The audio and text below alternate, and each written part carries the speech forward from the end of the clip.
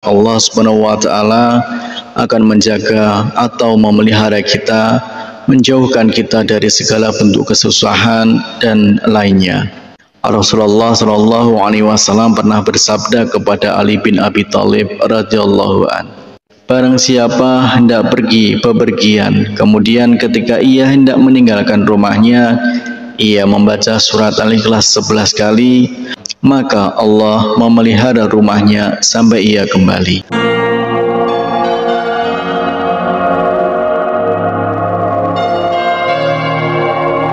Bismillahirrahmanirrahim. Assalamualaikum warahmatullahi wabarakatuh. Syukur alhamdulillah kita bisa berjumpa lagi di channel ini.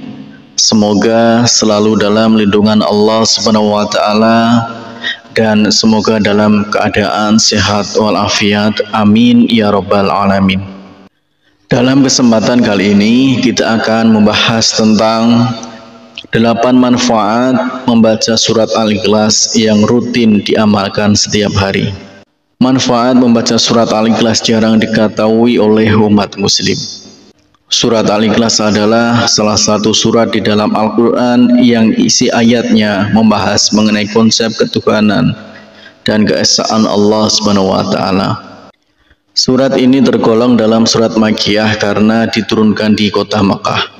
Surat Al-Ikhlas sendiri terdiri dari 4 ayat dan pokok isinya adalah menegaskan keesaan Allah Subhanahu wa taala sembari menolak segala bentuk penyekutuan terhadapnya. Surat Al-Ikhlas sendiri menjadi surat pendek yang paling banyak dilantunkan saat sholat fardu maupun sholat sunnah. Berikut adalah manfaat membaca surat Al-Ikhlas yang rutin diamalkan setiap hari. Salah satu manfaat membaca surat Al-Ikhlas adalah Allah Subhanahu wa taala akan menjaga atau memelihara kita, menjauhkan kita dari segala bentuk kesusahan dan lainnya. Rasulullah Shallallahu Alaihi Wasallam pernah bersabda kepada Ali bin Abi Thalib radhiyallahu an, barang siapa hendak pergi bepergian, kemudian ketika ia hendak meninggalkan rumahnya, ia membaca surat Al-Ikhlas 11 kali, maka Allah memelihara rumahnya sampai ia kembali. Kemudian yang kedua adalah dimudahkan dalam sakaratul maut. Ibnu Sa'id Kanafi juga menjelaskan tentang manfaat membaca surat Al-Ikhlas.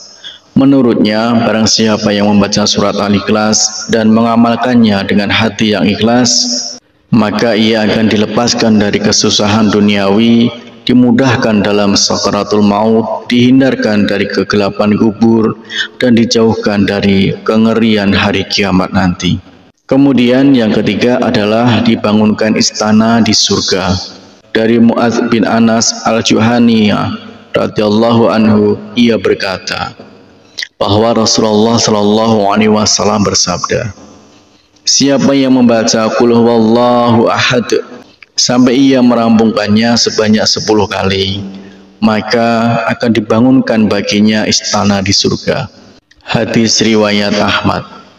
Kemudian yang keempat adalah jembatan masuk ke surga. Setiap muslim yang senantiasa membaca dan mengamalkan surat Al-Ikhlas akan mendapat perlindungan dari Allah Subhanahu wa taala. Selain itu, surat Al-Ikhlas juga sebagai jembatan umat muslim untuk masuk ke surga.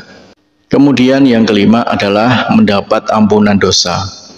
Salah satu manfaat membaca surat Al-Ikhlas adalah mendapat ampunan dosa.